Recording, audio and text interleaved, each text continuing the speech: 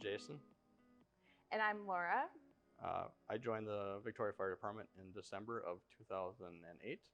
And I was fall of 2009. And we had the fortune of training together. We did our first training together, which was awesome. We did it at Hennepin Tech. Yeah, so Laura and I both are owner-operators of businesses.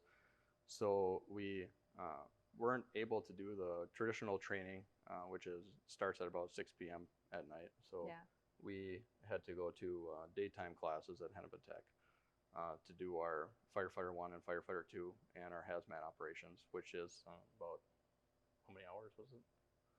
Ooh, I don't remember on hours, but it usually takes about 2 years to get through your full training. So that's Firefighter 1, Firefighter 2, well, and it took me EMT. 2 years. It took me 2 years. You can get it done in 1 year if you're really aggressive, for sure. Yeah.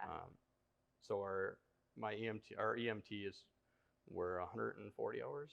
160 hours for EMT.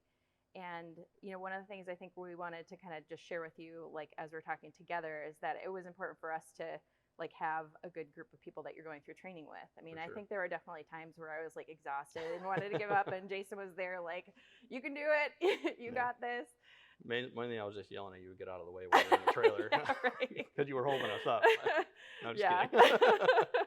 No, it's really fun, and this job, although it's like an after hours kind of job, and like in between all the work and family things that you have to do, we're really experts in the field. So when we're out there, if you've got a medical issue, we've had hours and hours and hours and hours of training for EMT. And what I've noticed on the department too, the person that you train with, you have a special bond with that, a special friendship with that person, because you go through all that training, all those hours of training. You go through the blood and the sweat, the hard work.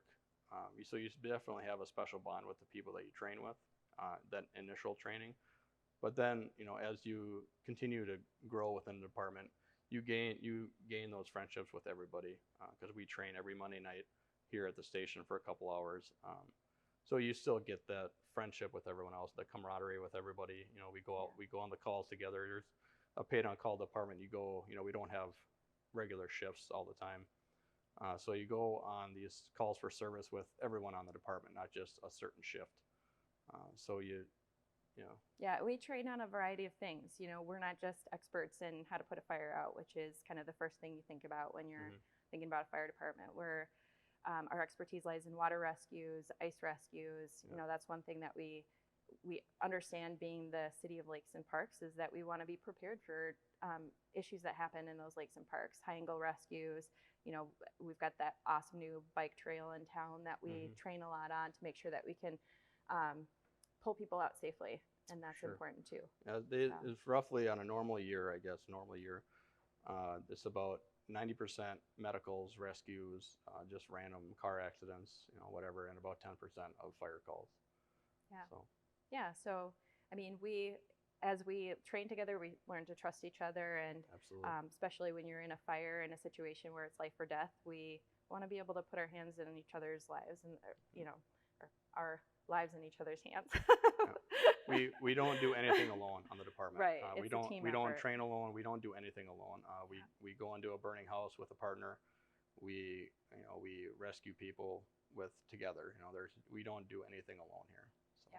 Yeah, and that's an important part about, like, if you're thinking to join the department, you're not here alone. You're here with the rest of us and we become, partners in rescue. And if you have a weakness or something that you need help on, we're there to help support you. And likewise, you're going to bring a new skill set to this department, no matter who you are. And we're going to embrace that and make sure that we integrate it as part of our rescue efforts. Yeah. Sure. Yeah, and we talked about, having a specialty. Like Laura's really good at confined space, and being on a dairy farm with big equipment, I'm good at with the big trucks, so.